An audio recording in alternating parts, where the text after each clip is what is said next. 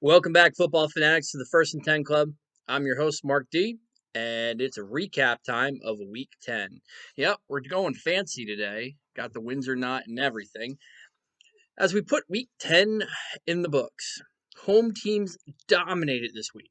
I went 2-2 on my show picks, and that's pretty much a perfect example of how my week went, as I went 7-7. Not a great week overall. My bold predictions were just as off this week as they were on last week. Just did not hit. Maybe I just went a little too bold, but we'll get to that. So let's talk about the games. First off, Tennessee, Indianapolis. Um, Not a whole lot to be said here.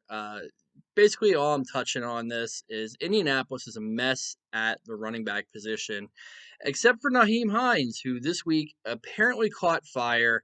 Tennessee couldn't stop them, and Tennessee's offense just couldn't get going. And the sad part about it is, you, not to foreshadow anything, but you have Tennessee facing Baltimore this week, and both teams are coming off of a loss.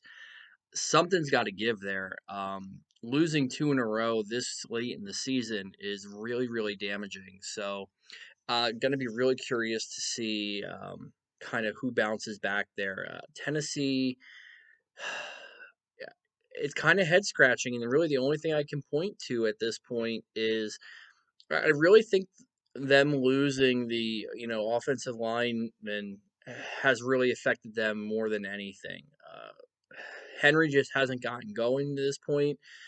So hopefully we're in the second half of the season now. So hopefully King Henry starts playing like he normally does in the second half of the season, or it could be an early exit of the 2020 season for the Titans. Continuing on, talking about another team in that division who, well, they're just pretty much done. Cleveland versus Houston. And wow, this was absolutely a weather game. And honestly, just neither team really could get it going in the passing game. And what it came down to was, well, Cleveland's running game is just that much better. Not to mention, Myles Garrett might be the defensive player of the year. Um, he is just playing, when he's on the field, it's a different team for Cleveland. Chubb and Hunt running out of their minds, and Chubb running out of bounds. So let's pause here for a second. Fantasy football players that are freaking about Chubb not running into the end zone. Look, comes to us again. We've talked about this before. The real NFL does not give a crap about fantasy football. They care about winning games. And what Chubb did was do what he needed to do to win the game. I can't fault him about it. Would have been great. I have him on one of my teams. Would have been nice for those extra points. Luckily, I still won the week, but I get it. Really feel bad here for Will Fuller and J.J. Watt. For J.J. Watt, his career may just be completely ruined in Houston. He's going to be a good player. He's going to go down as one of those players that I feel just never gets a Super Bowl.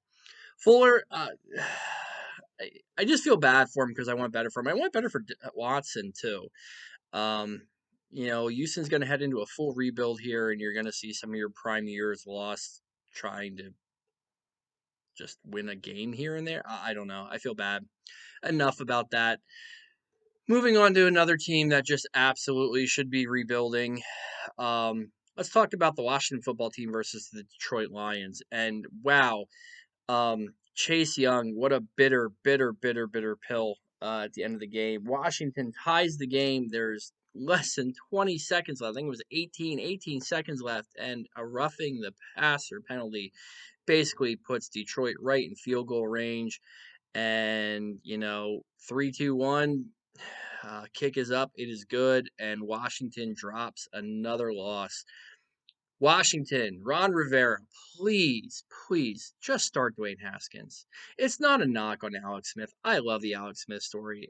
He played great. He put up some great numbers. I think he's a little off. He's definitely not the quarterback he used to be, but he's still probably, yes, the best quarterback on the team.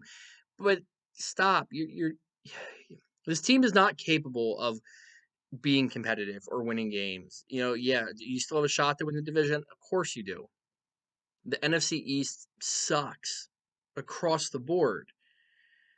But for only the purpose of put Haskins in there. I'd love to see what he could do against some of these crappy defenses. Yeah, Smith put up some great numbers. I think Haskins could have too. And at least then you start to build some trade value for him. It sucks that we're going to take this quarterback who was supposed to be our future, the franchise quarterback, yada, yada, yada. And we're going to get next to nothing for him. Again, it just seems to be a broken record over and over again. The franchise has players that go off and they get nothing in return for them. We got nothing in return for Kirk Cousins. I think we got a third. We got a compensation pick. Nothing in return. We got nothing in return for Trent Williams. It's just one after another. Nothing in return. We don't handle our players as capital correctly. So, and we're not the only team to do it, but it's frustrating. Swift finally seems to be the man for Detroit, which is awesome. At this point, I really believe if you have him on a fantasy team, you are starting him. He is an every week starter. It seems they have turned that page, which is great for him. I think a bright future is ahead of him. Yeah. So, moving on to Green Bay versus Jacksonville. I'm still stunned it was this close. I really am. Green Bay really does have some issues on defense. I know they have some promising players, but I think they're going to struggle come playoff time, and they're going to have to play these more complete, well-rounded teams. Uh, yeah, just amazed it was that close. Adams is a beast. Devontae Adams is absolutely a beast. Hands down, top 3 wide receiver in the league. Um, Jacksonville gets a win. And when it comes down to it, whether it's an inch, whether it's a mile, whether it's 1 point or 20, a win is a win. So Green Bay can chalk that up. They need to get ready and they need to move on. They got a really tough game coming up in week 11. Uh, and then Philly versus the Giants. This is one of the picks I got wrong. The Giants are struggling to find wins, but they're finding wins. Like, it's a struggle for them, but they're finding wins. Wayne Gallman seems to be emerging. Daniel Jones all of a sudden isn't sucking. He's not making stupid, costly errors. And, the biggest storyline here is Wentz is regressing. I don't care how you want to look at it. He is regressing. You should be happy. He's getting weapons back. He had Goddard back. Ertz got activated from the IR list, although, he still may be out a week or two yet. But Wentz just does not look right. He looks tentative. He's not driving the ball. Something's going on there. And regardless of the record, and whatnot, I think this is why you're going to start hearing these calls for them to put Jalen Hurts in. Not just because they drafted him in the second round, not because of that, but Wentz is doing really nothing to keep those people at bay at this point. Really, really rough game for him. And it's a Giants defense that's all right. They're getting better, but it's not like they're the greatest defense in the league. So, interesting to see how Philly progresses here. The whole NFC East is just a gigantic quagmire of crap with uncertainty for the future. It's really what it comes down to. Uh, Talking about not crap. Tampa Bay versus Carolina. Well, I called this one. I said Tampa Bay is going to bounce back. There's no way Tom Brady has 2 just god awful games in a row. It's just not the player he was. And it was as expected. Spread the ball around. Antonio Brown got his targets, actually caught some balls. But really, the story here was just Ronald Jones taking advantage of opportunities. Let me be clear: Ronald Jones is not this game-breaking running back that you need to put all your chips on in. So don't go trading for Ronald Jones after this week and think he's still going to be Ronald Jones. There's still going to be weeks where Leonard Fournette takes the lion's share or steals the points from him. It's just kind of a running back mess. Don't get too excited. Great game. If you started him, you're feeling great. But it's not like that is a blueprint of the future.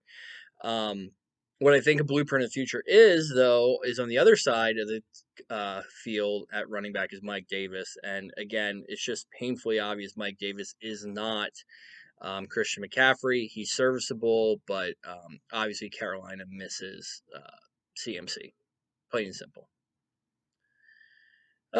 Talking about people who aren't it, let's go to the Las Vegas Raiders versus the Denver Broncos. And I've kind of hinted at this in the past, and I've kind of talked about this in the past, but it's pretty clear to me Drew Lock is not the future quarterback for the Denver Broncos. As a matter of fact, I think it's becoming painfully obvious that he is not taking the steps forward that a franchise would be looking for. And it wouldn't surprise me if it continues this way, especially if they're losing games, to maybe see them kind of test things out with Brett Rippon. Um, it wasn't like when he was in there, he was god awful. And I think they're going to try and see what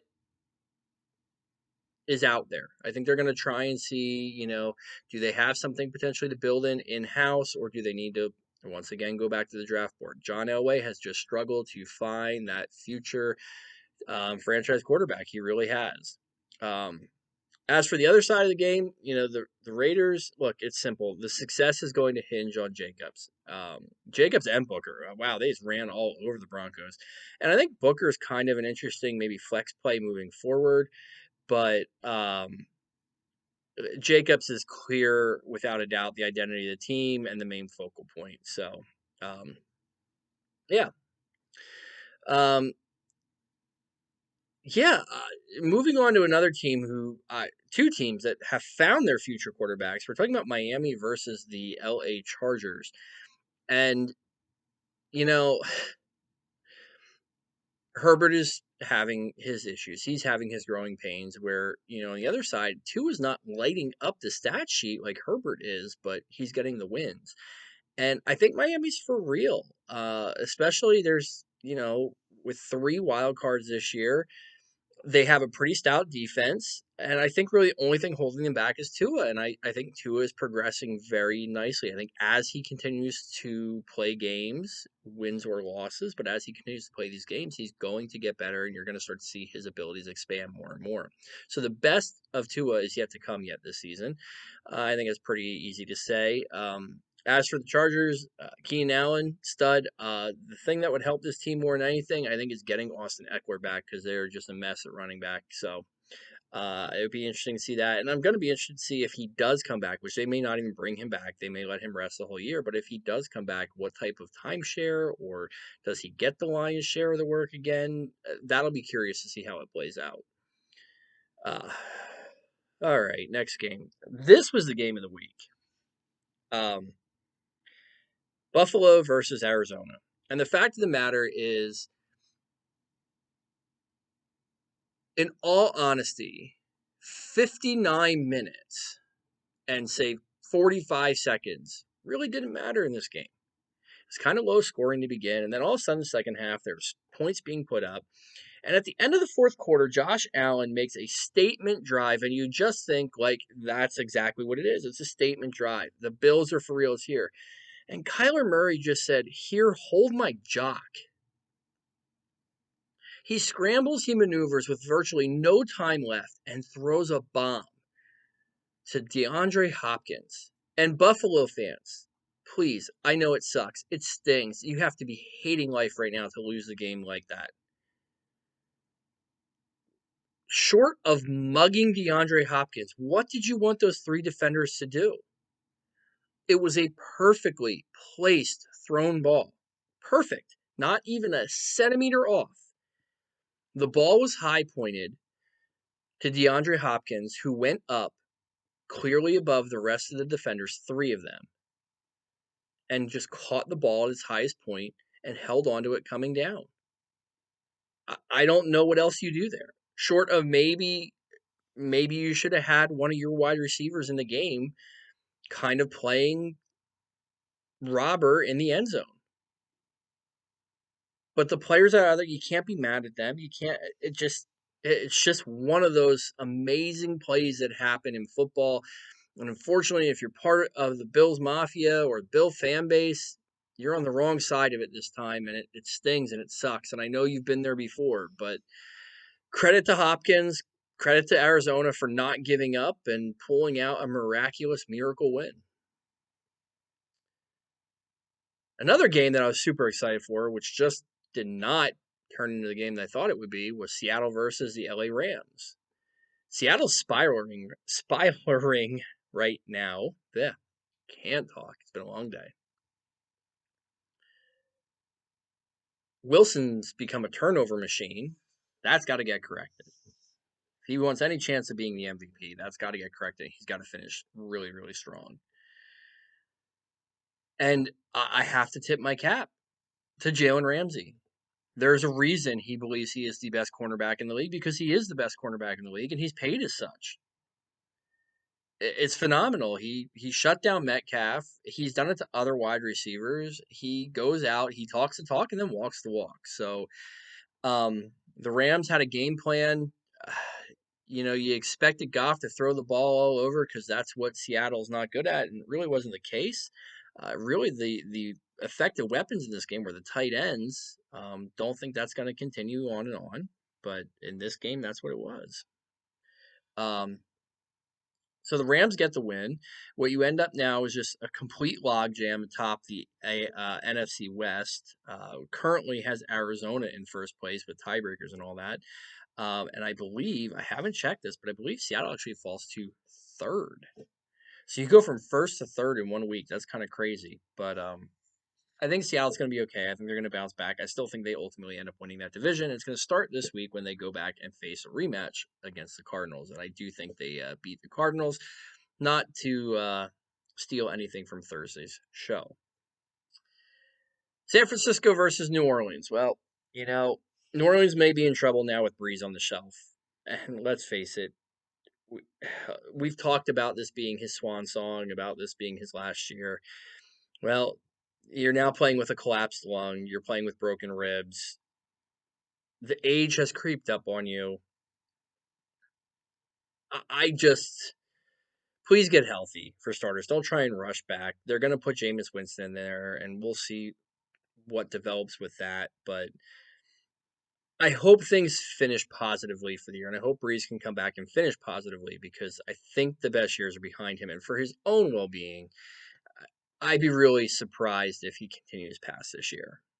Moving on, what that brings us is, well, now we're going to get Jameis Winston, who can chuck the ball, that's for sure.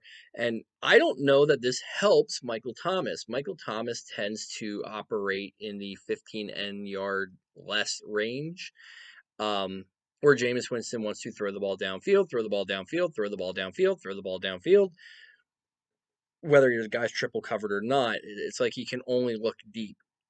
So, and Thomas really just has not emerged. I don't know if he's not healthy fully or what, but he's really kind of been a letdown right now. He's an interesting gamble to take if you have the ability to maybe acquire him. And you have an owner who's just fed up. But I can't say I guarantee that he's going to bounce back. It's very interesting. This could end up just being a lost season for him. It's a shame. You go from being the best wide receiver in the league to just looking like a shell of yourself. So, San Francisco, San Francisco's San Francisco. Down another running back. I don't know if it's a good thing to be a running back in San Francisco or a bad thing, because Kyle Shanahan can make any running back look like a superstar. But the problem is, it seems that every running back in San Francisco gets hurt. Jordan Reed proved in this game. If you haven't seen it, please just YouTube Jordan Reed one-handed catch. Look, hands down, you will not convince me otherwise. Jordan Reed, if he would have stayed healthy, probably would be talked about as the best tight end to ever play this game. His physical gifts are unbelievable, off the charts. The guy could never stay healthy. He had concussion problems, he had lower body issue problems, and that happens.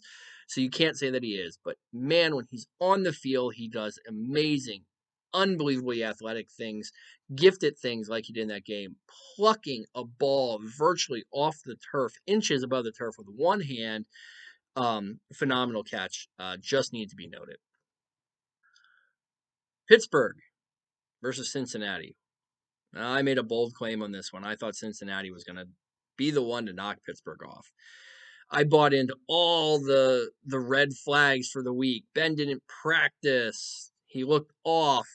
Well, I will say this much. Ben, you're an old man now. I watched him scramble at one point in the game, and he looked like me, and I am not an NFL athletic specimen at all. But you can tell he's playing on two hurting knees. He's obviously put a little bit more weight on, But with all that being said, Ben still did it. Had touchdowns to four different receivers, threw the ball around, won the game. That's what you can do. Again, a win is a win. As we said earlier in the year, Pittsburgh's defense is just out of this world right now. So, on to our last two games, the primetime games. Sunday night. I don't have a lot to say about this game other than holy weather. I don't think you can really take a lot away from Baltimore saying that they lost or give a lot to New England if they won. I think really what this came down to is it's New England practices in this type of weather. They don't go in a bubble, they don't go inside, and it looked like they were prepared for the weather. And that weather was god awful. God awful. I couldn't even imagine playing that. It's not fun to play in that type of weather. The rain was literally going sideways. You couldn't see, blowing. And New England just gutted it out more than Baltimore. So Baltimore gets the loss. Again, you can't really say a lot about the performances and stuff. The one thing worth noting in New England is Damien Harris still got the workload. But in true New England fashion, Rex Burkhead scored the touchdown. So a little maddening there, but it is good to see Harris is getting a pretty steady and regular role every week. So a good, flex play there. And then the last game was the Monday night game, which I really expected to be really boring. Minnesota versus Chicago. And it really came down to a couple things. One, congratulations to Kirk Cousins, finally getting his first win on Monday Night Football. You are now 1-9. Pardon me for not having balloons. And also because the majority of those losses came when you were with the Washington football team. So I'm a little bitter yet, but you finally got your first win. Adam Thielen absolutely paid dividends with Irv Smith not playing, was the red zone look, got 2 touchdowns. For the most part, Dalvin Cook got beat to hell. He did not have a great week. Sorry, tickle in the throat. It just didn't matter. And why didn't it matter? Because the Bears don't have an offense. They don't. The Bears don't have an offense. Nick Foles is not the answer. I just don't get it. And I get Trubisky's on the shelf right now, but Nick Foles is not the answer. The Vikings are playing rookie quarterbacks. 3 of them. They had none of their starters. No one there. You exploited it all. It's like they couldn't even take the ball downfield. It was horrible. You have Cordell Patterson. It would have been for special teams. That game would have been ugly. It would have been a disgusting blowout. Cordell Patterson is not a running back. He looks like he's like 6'7" back there. It doesn't look right. It doesn't look natural. Like, I don't know. Chicago is starting to become the team that I expected them to be all season. Minnesota gets the win. Have quietly won their last 4 games, I believe. 3 games, 4 games, 4 games. But they're right back in the thick of this. 3 games, last 3 games. They're 4-5 right now. So they can make a run at this. Be interesting to see. They have a pretty favorable schedule. We all thought they were going to be a good team heading into the season. So maybe they make a run here. That 7th wild card could be very enticing to them. But that's the recap of the games for the week. We're going to run out the clock. And we kind of started talking about this a little bit throughout the show today, which is teams stuck in quicksand.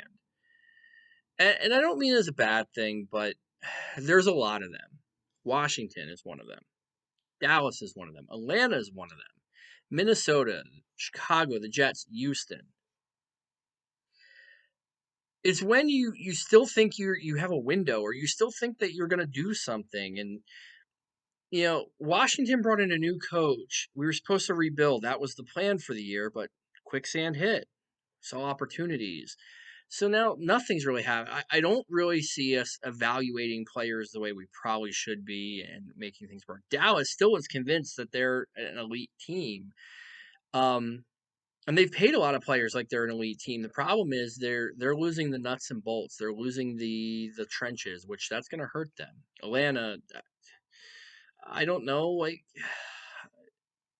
it surprises me, and maybe it's a good thing because coming as a fan, obviously we don't want to see the franchise key components get traded away. But look, Ryan Kerrigan is probably my favorite player, one of my favorite all time, definitely a favorite player on the roster right now.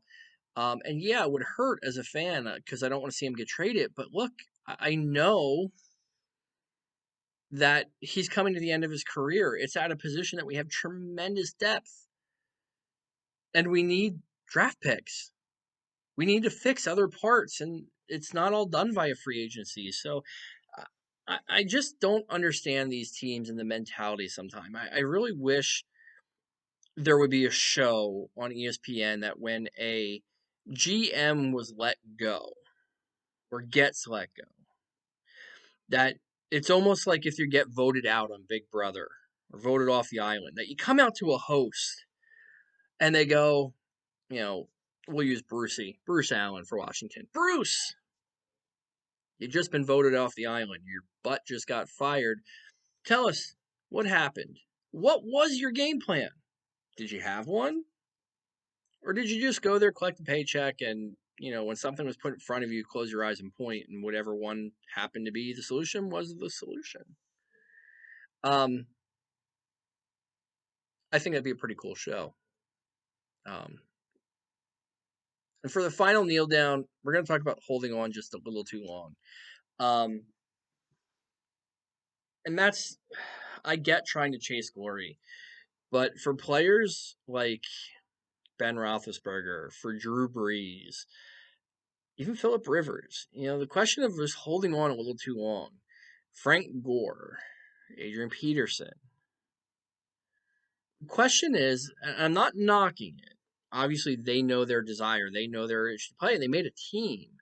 But does it take away from the greatness? Does it take away from what you achieved during your time, during your peak? I'd argue that it does.